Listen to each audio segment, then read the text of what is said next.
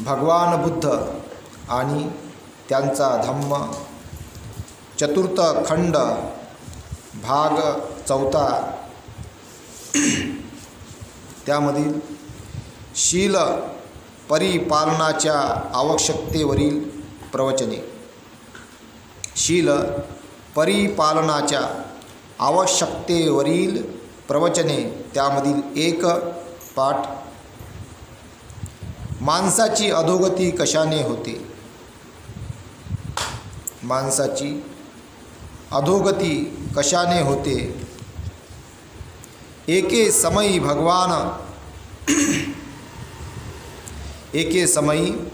भगवान श्रावस्ती येथील जेतवनातील अनाथ पिंडिकाच्या विहारात राहत होते. एके समयी भगवान श्रावस्ती येथील जेतवनातील अनाथ पिंडिकाच्या विहारात राहत होते. त्यावेळी मध्यरात्र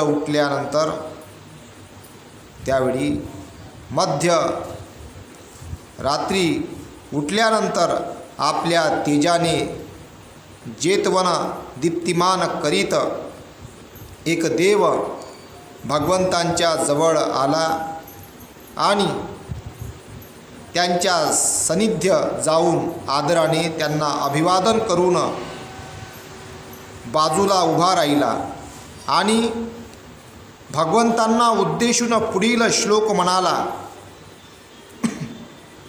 गौतमा, मी तुला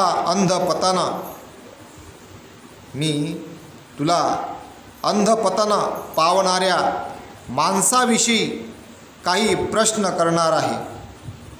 कृपा करून अंधपतनाची कारणे काय असतात ते मला सांग. भगवंतांनी ती सांगण्याचे मान्य केले आणि ते म्हणाले, कोणाची उन्नती होत आहे आणि कोण अधोगतीला जात आहे हे समजण्यासारखे आहे. कोणाची उन्नती होत आहे आणि कोण अधोगतीला जात आहे हे समजण्यासारखे आहे. धर्मप्रेमी हा उन्नत पथावर तर धर्मद्वेष्टा हा अधोगतीच्या पथावरील वाटसरू आहे.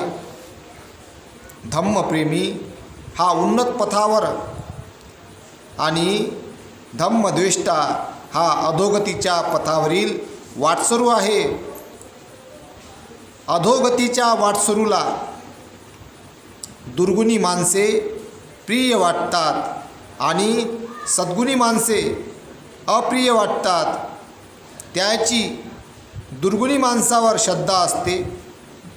हे त्याच्या अधोगतीचे दुसरे कारण होय.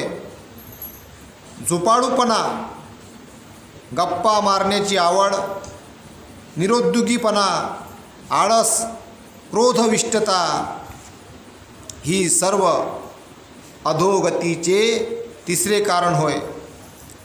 आईबाप वृद्ध झाले असताना जवळ संपत्ती असूनही त्यांचे पालनपोषण न करणे हे अंधपाताचे चौथे कारण होय. ब्राह्मण ही अवस्था आहे. ब्राह्मण श्रमण किंवा अन्य साधूंना असत्य भाषणांनी थकविणे हे अधोगतीचे पाचवे कारण होय. जवळ विपुल द्रव्य, सुवर्ण, धनधान्य असूनही त्या सर्वांचा एकट्यानेच उपभोग घेणे हे अंधपाताचे सातवे कारण होय. हे अंधपाताचे सहावे कारण होय.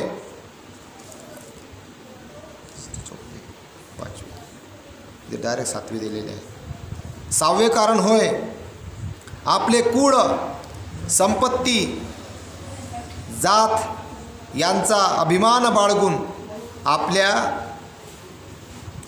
आप्तेष्टांचा तिरस्कार करणे हे अंधपाताचे 7वे कारण होय.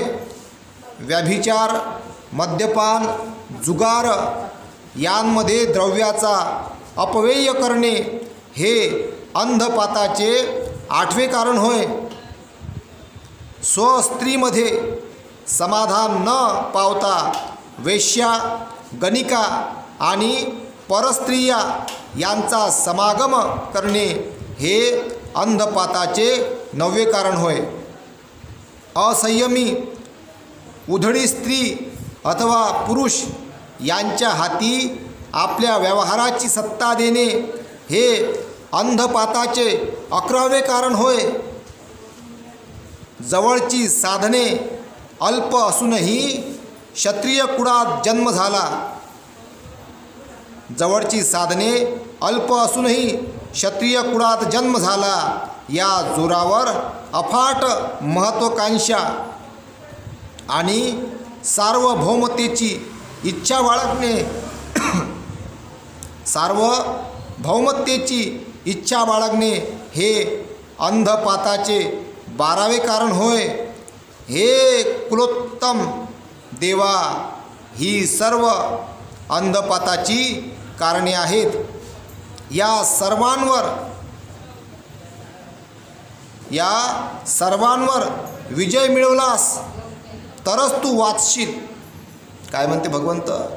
या सर्वांवर विजय मिळवला तरच तू वाचशील असे भगवंत म्हणतात. आता याचं आपण थोडे उदाहरणं सांगूया. जसं माणसाची अधोगती कशाने होते हे घरात बी लागू आहे, नगरात बी लागू आहे, गावात बी लागू आहे, शहरात बी लागू आहे, जिल्ह्यात बी लागू आहे, राज्यात बी लागू आहे आणि देशात बी लागू आहे. देशापर्यंत काम करते आणि जगात बी लागू आहे. हेच तत्व भगवंताचे. इथं आता याच्यावर आपण थोडं उदाहरण सांगण्याचा प्रयत्न करूया. हे समजून घ्या का ही हानी घरात बी होते, नगरात बी होते, गावात बी होते, शहरात बी होते, जिल्ह्यात बी होते, राज्यात बी होते आणि देशात बी होते आणि जगात बी होते. इथपर्यंत भगवंतांनी सांगून ठेवलेलं आहे. याच्यावर चालावं लागते. नाही चाललं तर हानी होते आणि धम्माच्या मार्गी चाललं तर लाभ होते, फायदा होते, नुकसान होत नाही.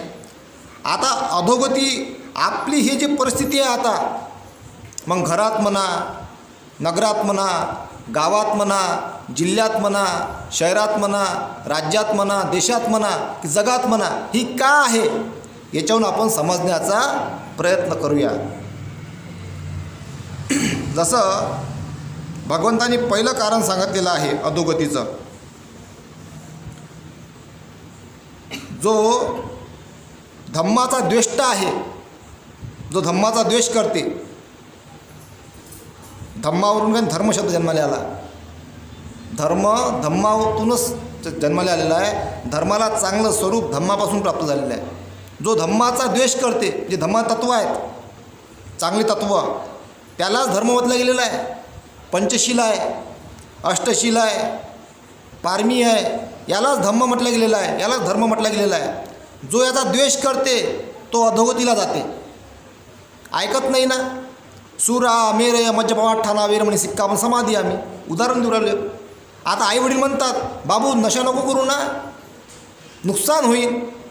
तू कमावतो राजा एवढ्या मेहनतीनं कष्ट करून, अर्धे पैसे दारूमध्ये गमावतं. फायदा आहे का काही? फायदा असेल तर सांगा बापा. फायदा नाही आहे ना. फायदा असताना तर मी पेलो असतो. फायदाच नाही ना काही, आहे का नाही? भगवंतांनी सांगत असतं फायदा आहे प्या, पण फायदाच नाही ना. म्हणून तो शील दिला आहे भगवंतांनी. सुरहा मेरय मज्जपमाठाना वीरमणी सिक्कापन समाधी. आम्ही याच्यापासून म्हणते अलिप्त राहा. जो याला धरून राहते मग तो धर्म द्वेष्टा झाला. धर्म द्वेष झाला. जो हे शील तोडते तर तो मग त्याचा अधोगती होते, नुकसान होते. म्हणून म्हणते भगवंत याचं तुम्ही पालन करा. तुम्ही धम्मावर प्रेम करा तरच तुम्ही याचं पालन करसाल आणि तुम्हाला लाभ होईल, तुमची हानी होणार नाही. दुसरं, त्याला चांगले माणसं त्याला दुर्गुणी वाटतात. माणूस अधोगतीला जाते ना, मग त्याला दारुडे, गंजट्टी, बदमाश यांच्यासोबत राहूशा वाटते जास्त. चांगल्या माणसाचं ऐकत नाही, आई वडिलाचं ऐकत नाही, आहे का नाही, चांगल्या मित्राचं ऐकत नाही, चांगल्या नातेवाईकाचं ऐकत नाही, आजीचं ऐकत नाही, आजोबाचं ऐकत नाही. एखादे आजोबा असतात, आजी असते, बाबू तू या वयापासून इथपर्यंत आलो म्हणते आम्ही अनुभवातून.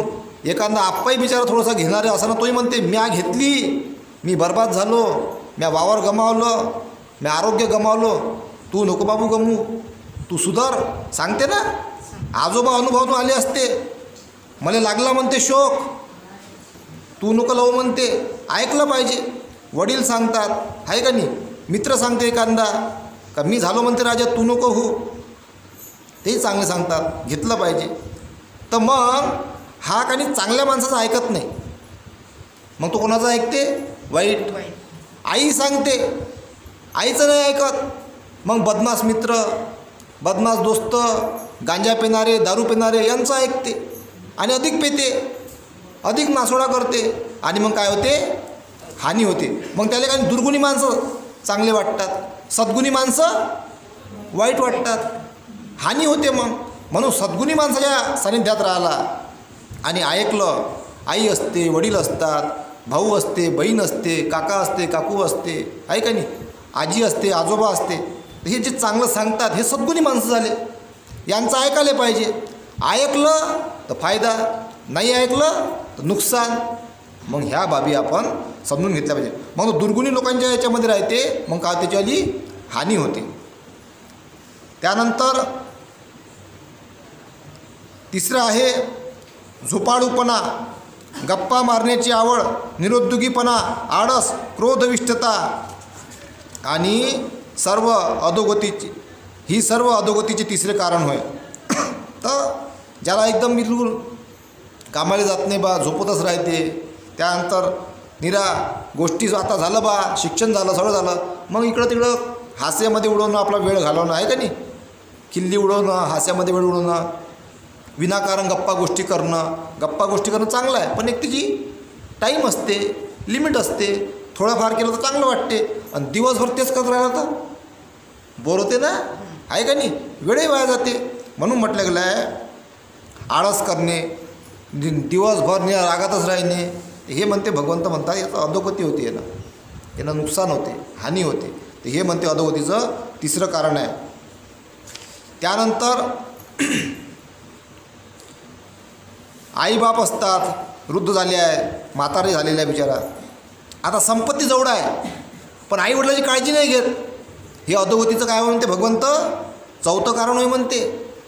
पहा बघ ना, भगवंत म्हणतात आता एखाद्या मुलापाशी खूप पैसा असते, आहे का नाही, काहीतरी पैसा असते, असूनही काय तो आईवडिलाची काळजी घेत नाही, नसन तर बिचारा भाग वेगळा नाही आहे त्याच्यापाशी, तो काळजी जरी घेत तर तिला काही त्याचा लाभ होते.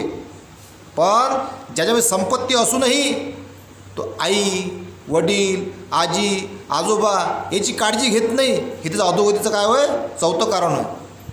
आणि काळजी घेतली तर लाभ होते, नाही घेतला लाभ तर हानी होते. तसंच जनता हे आईबाप असते, जनता हे आईबाप असते. देशामध्ये ज्या माणसाला आपण सत्तेवर बसवतो तो जर जनतेचं आईवडिलासारखं कार्य नसन करत, त्याची हानी होते, मग काय होते, सत्ता पलट होते. असं असते चक्र. हे गाव, शहर, जिल्हा, राज्य, देश पातळीवर काम करते जग. म्हणून जनता जेव्हा तुम्हाला एखाद्या ठिकाणी बसवते, जनता हे तुमचे आईवडीलसारखे असतात, त्याची काळजी घ्या, त्यांना सगळ्या गरजा त्यांच्या पूर्ण करा, आरोग्याच्या, शिक्षणाच्या, त्याचे मुलं असतात, नातू असतात, ते शिक्षण शिकतात, शिक्षणाच्या, सगळ्या अन्न वस्त्र निवाऱ्याच्या ह्या सुखसुविधा पूर्ण करा, तर तुम्ही चांगले लेकरं, तुम्हाला पुन्हा संधी भेटल. आणि हानी करसान तर काय होईल, पुन्हा संधी भेटणार नाही. असंच का नाही, जे मुलं घडतात, नोकरीवर लागतात, पदावर लागतात, यांचं आईवडिलाची काळजी घेणं सगळ्यात पहिलं कर्तव्य असते, संपत्ती असून. आणि त्यानंतर समाजामध्ये काम करावं लागते, हे त्यांना करावंच लागते. कारण नाही करतील तर मग हानी होईल. हे मी म्हणत नाही, भगवंत म्हणतात. याच्यातून वाचूनच सांगू राहिलो मी. तर हे बाब आपण समजून घेतली पाहिजे. त्यानंतर 5वं अधोगतीचं कारण, जे चांगले लोक असतात, श्रमण संघ, भिक्खू संघ, त्यानंतर यांना ठकविणे. चांगले लोक असतात, आईवडील असतात, आजी आजोबा असतात, यांना लुबाडणे. मला बिझनेस करायचा आहे ना, मला हे करायचं, द्या पण पैसे काढू, आहे का नाही. मग तो बिचारा बरोबर काम करत नाही आणि म्हातारपणाची पुंजी सगळी घेऊन घेते आणि मग त्याची काळजी घेत नाही. वावर विकायला लावते, नोकरी लागासाठी जॉबवर लागत नाही, समजून घ्या. आणि मग त्यांनी काळजी घेत नाही. तर हे अधोगतीचं काय होय, 5वं कारण होय. यांना हानी होते, नुकसान होते. ठकवणे, लुबाडणे, त्यांच्यावर त्याचं काम न करणे, ते अधोगतीचं भगवंत म्हणतात 5वं कारण होय. त्यानंतर म्हटलं गेलेलं आहे, जवळ विपुल द्रव्य, सुवर्ण, धनधान्य असूनही त्या सर्वांचा एकट्यानेच उपभोग घेणे, हे अंधपाताचे 7वे कारण होय. 6वे कारण होय, 6वे, इथं 7वे दिलेलं आहे. 6वे कारण होय. म्हणजे धनसंपत्ती आहे, खूप धनसंपत्ती आहे, पण त्या स्वतःच लाभ घेऊ राहिला. ना दानधर्म करत, ना गरीब लोकांना मदत करत, ना चांगलं कार्य करत. हे त्याच्या अंधपाताचं मग 6वं कारण होते होय म्हणते. मग इथं कुठं जाते झालं, मग ते जाते दवाखान्यात. भयंकर हानी होते ना. आणि म्हणून ज्यांच्यापाशी संपत्ती आहे, विपुल श्रीमंत लोक आहेत, यांना काही गरीब लोकांनी काम करावं लागते. मग ते मोठ्या मोठ्या पदावर बसलेले आमदार खासदार असो, मंत्री असो, देशातला प्रधानमंत्री असो, यांना जेव्हा याच्यापाशी पूर्ण तिजोरी असते, तिजोऱ्या पूर्ण चाब्या असतात, यांना जनतेसाठी गरीब लोकांनी काम करावं लागते. त्यांचं अन्नाची सोय, वस्त्राची सोय, निवाऱ्याची सोय, त्यांना दवाखान्याची सुविधा, त्यांना आरोग्याच्या सुविधा, शिक्षणाची सुविधा, ह्या सगळ्या सुविधा त्यांना पुरवाव्या लागतात. नाही पुरवल्या तर त्याची हानी होते, नुकसान होते. आता इथून एक गोष्ट आठवली मला. आता पावसाळा चालू आहे, काही राज्यामध्ये बाढ येऊ राहिली, नदीची येऊ राहिली बाढ. बाबासाहेबांनी, डॉक्टर बाबासाहेब आंबेडकरांनी याचं अगोदरच सांगून ठेवलेलं आहे का सर्व नद्या म्हणते एकामेकाला जोडा. तेव्हाच सांगितलं बाबासाहेबांनी. काही गोष्टीवर बाबासाहेबांनी प्रयोगसुद्धा केलेले आहे. काही बाबासाहेबांनी डॅमसुद्धा बांधलेले आहेत, सक्सेस झालेले आहे. ते बाबासाहेबांनी सगळं सांगून ठेवलेलं आहे. आतापर्यंत जर हे काम येणं केलं असतं ना, कुठंच पाण्याचा दुष्काळ नसता पडला, कुठंच हे घरं वाहून नसते गेले. आज हजारो लोक त्याच्या घरामध्ये पाणी घुसलं, खायची वांदे झाली बिचारायची, नुकसान होऊ राहिलं, हानी झाली त्याचीवाली, आणि दुःख वेदना त्यांना सहन करायला लागू राहिल्या. म्हणजे एका बोधिसत्वांचं न ऐकणे ही हानी होय. म्हणजे हा बाबासाहेबांचा जो हे आहे ना प्रोजेक्ट, हा बाहेरचे देश राबवून राहिले, बाहेरचे देश आहे ना हे राबवून राहिले. तिथं सगळं नियोजन आहे पाण्याचं. आपल्या भारतामध्ये बोधिसत्वानं सांगून गेलेले आहेत, त्यांचं ऐकलं नाही आणि म्हणून ही सगळी हानी होऊ राहिली. आता कुठं असं आहे का प्याले पाणी भेटत नाही, हप्ताभर त्याला आंघोळ करायला पाणी नाही भेटत, प्यायची सोय लागत नाही पाण्याची, इतकी हानी आहे. एकीकडे इतकं पाणी वाया चाललं, ते घरात पाणी घुसू राहिलं. तर ऐकलं पाहिजे. म्हणजे इथल्या लोकांना सदन नाही होऊ द्यायचं आहे का, त्यांची प्रगती नाही होऊ द्यायची आहे का, ही बाब आपण लक्षात घेतली पाहिजे. आणि म्हणून जे काही मोठ्या मोठ्या याच्यावर धनसंपत्तीवान लोक असतात, श्रीमंत लोक असतात, पदावर बसलेले लोक असतात, ज्यांच्या हाती सगळ्या तिजोरीच्या चाब्या असतात, यांना जनतेची सेवा करावी लागते, गरीब लोकांची काळजी घ्यावी लागते, त्यांना सगळ्या सुखसुविधा पुरवा लागतात, त्यांना पुढच्या वर्षी त्रास होऊ नये त्याचं नियोजन करावं लागते. आतापर्यंत नियोजन का नाही बा, ह्याही बाब आपण लक्षात घेतली पाहिजे. त्या पाण्याचं नियोजन जर बाबासाहेबांचं तेव्हापासून जेव्हापासून संविधान लागू झालं त्यापासून जर आतापर्यंत हे काम केलं असतं तर आतापर्यंत सगळं पाण्याचं नियोजन झालं असतं. प्रत्येकाला शुद्ध पाणी भेटलं असतं, प्रत्येकाच्या शेतीला पाणी भेटलं असतं, शेतकरी हा श्रीमंत झाला असता, सदन झाला असता. आणि इतकं कोणत्याही माणसानं कोणत्याही मजुरानं आत्महत्या नसती केली. इतकं सुस्पष्ट नियोजन केलं आहे बाबासाहेबांनी, सांगून गेलेलं आहे. ऐकूनच नाही राहिले. आता कधी ऐकतील काय माहीत. त्यानंतर आपले कुळ, संपत्ती, जात यांचा अभिमान बाळगून आपल्या आप्तेष्टांचा तिरस्कार करणे हे अंधपाताचे 7वे कारण होय. एखाद्याविषयी कुळ असते ना, मी ह्या कुळातला, अहंकार असते अंगात, आहे का नाही. भारतामध्ये लय चालते या गोष्टी. आम्ही म्हणते ह्या कुळातले, आम्ही हे, आम्ही ते, आम्ही ह्या झाडावरचे, आम्ही त्या झाडावरचे, आहे का नाही. आणि त्याचा अहंकार असते अंगात. आणि मग ते काय करतात, इतरांचा काही तिरस्कार करतात. त्यानंतर संपत्ती असते भरपूर, आमच्यापेक्षा कमी आहे काय, याचा अहंकार असते. आणि ते इतरांना दाबण्यासाठी त्याचा उपयोग करतात, त्यांचा अपमान करायसाठी उपयोग करतात, आहे का नाही. एखाद्या कुटुंबामध्ये असते, गावामध्ये असते, नगरामध्ये असते, शहरामध्ये असते, जिल्ह्यामध्ये असते, कोण ना कोणी असते असं अहंकारी. संपत्तीचा लय घमंड राहते. त्यानंतर जातीचा घमंड, जातीचा अहंकार आणि याचा अभिमान बाळगून आपल्या आप्तेष्टांचा तिरस्कार करणे हे अंधपाताचे 7वे कारण होऊन म्हणते. कोण म्हणते? मी नाही म्हणत, भगवंत म्हणतात. भगवंताचा ऐका. आणि याच्यामुळं काही हानी होते माणसाची. म्हणून त्याचं हे नसलं पाहिजे, माणसाला अहंकार नसला पाहिजे. कशाचा अहंकार नसला पाहिजे? कुळाचा, संपत्तीचा, जातीचा आणि जातीचा याचा अभिमान नसावा म्हणते भगवंत. याचा जर अभिमान केला आणि तो अहंकार अंगात आला तर त्यांना म्हणते नुकसान होते. कसं होते, काय होते, हा लय बारीक अभ्यास आहे, पण होते म्हणते भगवंत. तर भगवंताचं हे आपल्याला ऐका लागेल. त्यानंतर व्याभिचार, मद्यपान, जुगार यामध्ये द्रव्याचा अपव्यय करणे हे अंधपाताचे 8वे कारण आहे होय.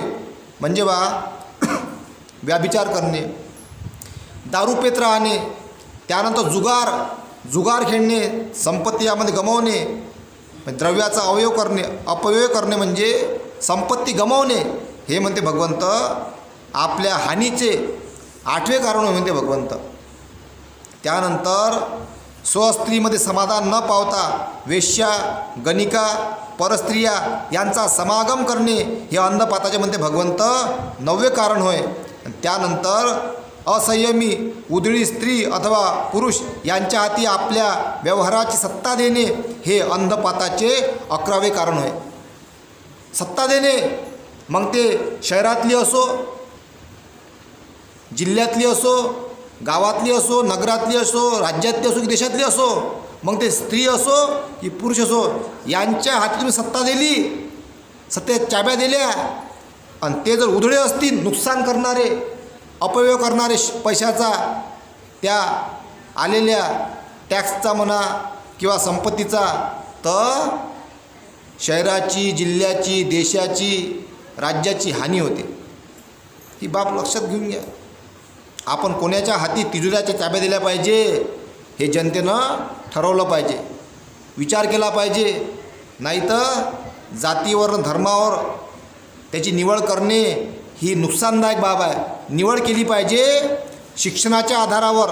शिक्षणावर काम करते का, आरोग्यावर काम करते का, रोजगारावर काम करते का, अन्न वस्त्र निवाऱ्यावर काम करते का, जो सगळ्या बाबी पुरवतील व्यवस्थित, ज्यांना खरंच काम केलेलं आहे.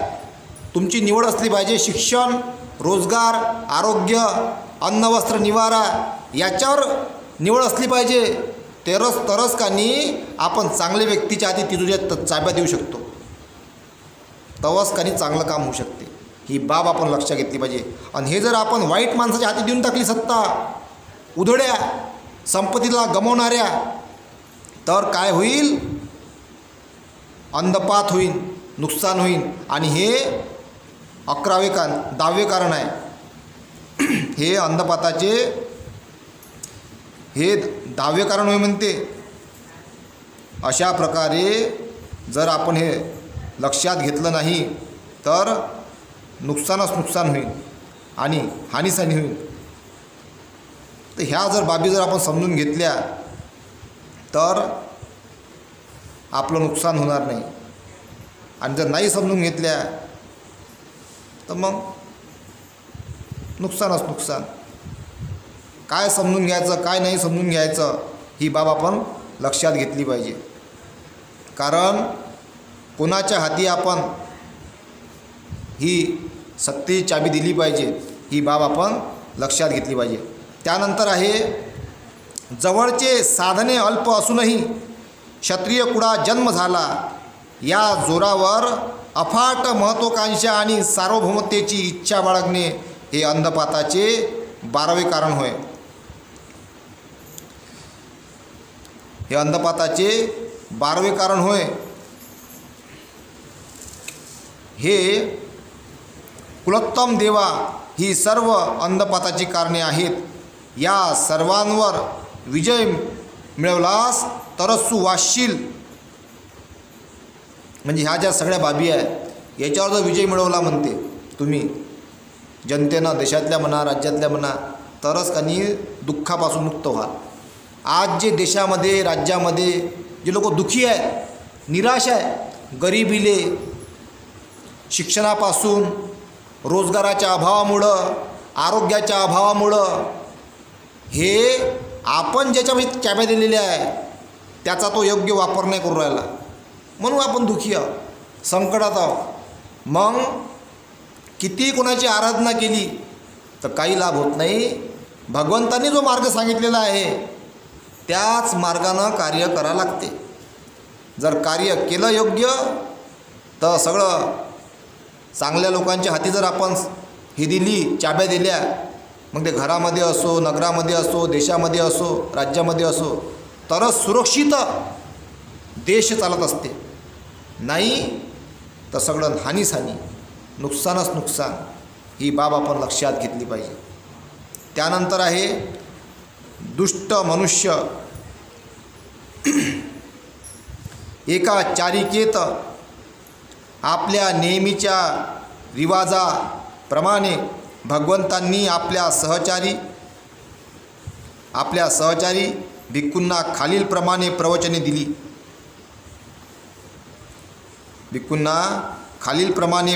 दिली. भिक्खूंनो, दुष्ट मनुष्य कसा ओळखावयाचा हे तुम्हास माहीत आहे काय? भिक्खूंनी म्हटलं. भिक्खूंनी नाही म्हणताच भगवंत बोलले, तर मग मीच तुम्हाला दुष्ट माणसाची लक्षणे सांगतो.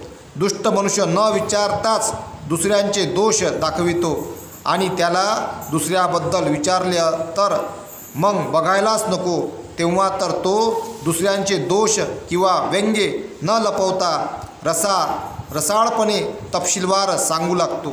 जो मनुष्य विचारले असता दुसऱ्यांचे सद्गुण दाखवित नाही, पुन्हा पुन्हा विचारल्यावरच तो दुसऱ्यांचे गुण सांगतो, तो मनुष्य विचारले असताही आपले दोष उघड करीत नाही.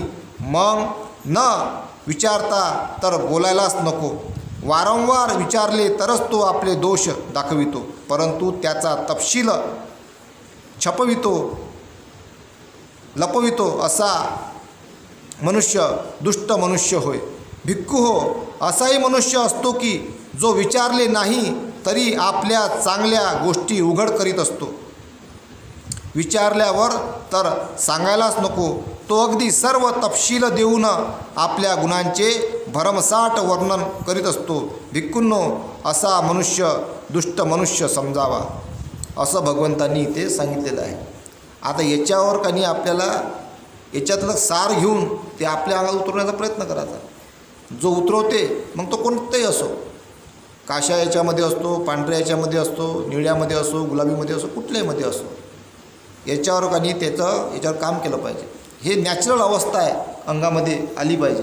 ज्याच्या नॅचरल अवस्था आहे अंगामध्ये येते तो त्या दोषापासून दूर राहते. त्यानंतर तिसरी सांगितलं भगवंतांनी तिसऱ्या याच्यामध्ये 3 सर्वोत्तम पुरुष एका चारिकेत आपल्या नेहमीच्या रिवाजाप्रमाणे भगवंतांनी आपल्या सहचारी भिक्खूंना खालीलप्रमाणे प्रवचने दिली.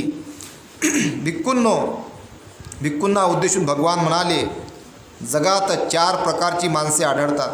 पहिल्या प्रकारचा मनुष्य म्हणजे जो स्वतःच्या अथवा इतरांच्या कल्याणासाठी झटत नाही, स्वतःच्याही कल्याणासाठी झटत नाही आणि दुसऱ्याच्याही कल्याणासाठी झटत नाही. स्वतःही गुलाम, दुसऱ्याला गुलाम, मग काहीच नाही करत तो. जो पहिल्या प्रकारचा मनुष्य जो स्वतःच्या अथवा इतरांच्या कल्याणासाठी झटत नाही. दुसऱ्या प्रकारचा मनुष्य स्वतःचे हित सोडून दुसऱ्याच्या हितासाठी झटतो.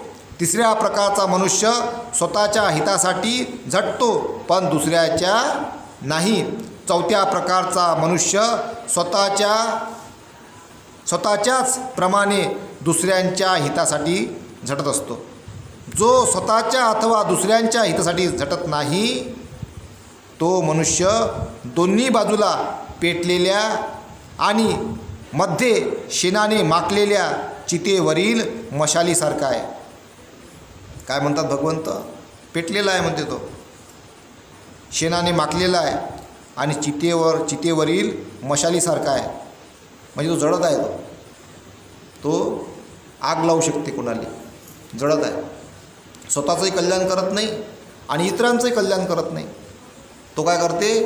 पेटलेला आहे म्हणते तो, चितेवरील मशालीसारखा आहे. मशाल असते त्याची, चिता पेटवायची, तो मग पेटवत राहते. पाय म्हणजे याला म्हणतात पाय ओढणं, तो पेटत राहते तो. तर ही हानिकारक बाब आहे. त्यानंतर म्हटलं गेलेलं आहे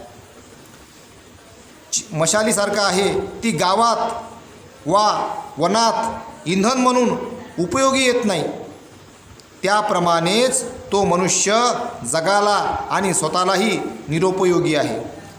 तो स्वतःचंही कल्याण करत नाही, इतरांचंही कल्याण करत नाही. तो निरुपयोगी आहे म्हणते भगवंत, त्याचा काहीच उपयोग नाही आहे. जो स्वतःच्या कल्याणाचा त्याग करून दुसऱ्यांच्या कल्याणासाठी झटतो तो तिसऱ्या प्रकारच्या माणसाहून अधिक चांगला पुरुष होय. काय म्हणते भगवंत? जो स्वतःच्या कल्याणाचा त्याग करून दुसऱ्याच्या कल्याणासाठी झटतो तो तिसऱ्या प्रकारच्या माणसाहून अधिक चांगला पुरुष होय. तिसऱ्या प्रकारचा कोण आहे? स्वतःच्या हितासाठी झटते पण दुसऱ्याच्या हितासाठी झटत नाही. स्वतःला म्हणजे तो स्वतःचाच पाहत राहते फक्त. त्याला काय म्हणतो आपण? आपलपोटे आहे का नाही? स्वतःचं पोट भरत राहते. तू उपाशीच राह, तू खाऊच नको, आहे का नाही? ते हानिकारक बाब आहे. तर मग भगवंत काय म्हणतात? जो बा दुसऱ्याच्या हितासाठी झटते पण स्वतःच्या हितासाठी झटत नाही तो म्हणते याच्यापेक्षाही चांगला आहे. स्वतः बिचारा एखादी आई असते, स्वतः उपाशी राहून लेकराला खाऊ घालते, स्वतःचं हित नाही पाहत, तू खाय म्हणते बापू. ते पाहते दवडीत काहीच नसते. म्हणजे जे पहिले लय परिस्थिती बेकार होती ना, पहिले आई काय करे, दवडीतली पोरी पूर्ण सगळ्याला चालून दे आणि जे वाचे बिचारी मग अर्धी कोरभर भाकर तेच खाऊन जगे. किती सहन कर लागे. म्हणजे दुसऱ्याच्या हितासाठी झटणे, स्वतःचं हित न बघणे, हे भगवंतांनी चांगलं म्हटलं याला. आणि त्यानंतर म्हटलं गेलेलं आहे आणि जो स्वतःच्या आणि इतरांच्या कल्याणासाठी झटतो तो सर्वात उत्तम पुरुष समजावा. काय म्हटलं भगवंतांनी? स्वतःचं हित करते आणि दुसऱ्याचं हित करते. एक पै स्वतःही खाते, एक पै दुसऱ्याला चालते, अशी व्यवस्था तयार करते. तो म्हणते सर्वात उत्तम पुरुष समजावा. जर हा कमजोर झाला चांगला माणूस तर मग धम्माचं काम थांबन नाही काय? थांबन ना. एखादला घरातला कुटुंबातला माणूस जो कमावता आहे तो जर बिचारा उपाशी राहिला तर बाकीचे 4 लोक उपाशी नाही राहतील काय? मग तो काय करते? एक पोई मी खातो आणि एक पोई सगळ्यांची सोय करतो बा. त्याला म्हटलं भगवंतांनी उत्तम पुरुष. नाही तर काही जण कसे असतात, 500 रुपये कमावले, 250 रुपयेमध्ये पावटी दारू. मग तो हानिकारक करते ना घरामध्ये. मग पोयाच राहत नाही बरोबर, मग तो जेवून घेते, दुसऱ्याला मग काही राहतच नाही. मग ते नुकसान होते ना. इकडं वळू नये म्हणते. मग त्यानं काय करू नुकसान होऊन राहिलं, म्हणजे तो काय करू राहिला? हानी करू राहिला. का ज्या पैशामध्ये दारू पिल्यापेक्षा अन्न आलं असतं, सगळ्याचे पोटं भरले असते, ती दारू काय हानिकारक आहे, तिकडं वळू नये. आणि मग त्यामध्ये जास्त जर वळत गेला स्वतःची हानी करून बसन, किडन्या खराब होईल, तब्येत खराब होईल, हानी होईल आणि मग बिचारे लेकरं उपाशी राहतील. ज्यांचं जर लेकरावर प्रेम आहे त्यांनी व्यसनापासून काय राहिलं पाहिजे? दूर राहिलं पाहिजे. तरच त्याचा लाभ होते, फायदा होते. म्हणून म्हटलं भगवंतांनी जो स्वतःच्याही आणि इतरांच्याही कल्याणासाठी झटतो तो सर्वात उत्तम पुरुष होय. म्हणजे बा स्वतःचंही पोट भरतो आणि इतरांचंही पोट भरण्याची पूर्ण प्रयत्न करतो तो उत्तम पुरुष समजा म्हणजे भगवंत. सगळ्यांचं कल्याण झालं पाहिजे बा, माझ्या एकट्याचं भलं नाही झालं पाहिजे. जसा मी बा मोठा झालो, श्रीमंत झालो, माझ्याबरोबर माझे मित्र, माझे नातेवाईक, माझा समाज हा सुद्धा मोठा झाला पाहिजे, श्रीमंत झाला पाहिजे, माझ्या बरोबरीनं आला पाहिजे. अशासाठी जो कार्य करतो त्याला म्हटलं आहे भगवंतांनी सर्वात उत्तम पुरुष समजावा. आणि असे समाजामध्ये आहेत जे स्वतःही मोठे झाले आणि इतरांनाही मोठे होण्यासाठी कार्य करून राहिले प्रत्यक्ष आणि अप्रत्यक्षपणे. आणि जे करत नाहीत ते मग भगवंतांनी सांगितलेलंच आहे, ते म्हणते पेटती मशाल आहे. जे स्वतःही करत नाही, इतरांसाठी करत नाही, ते आगीमध्ये जळत आहे. आणि जे स्वतःचं कल्याण करतात पण इतरांचं कल्याण करत नाही त्यांना भगवंतांनी नकारलेलं आहे. ते काही कामाचे नाही.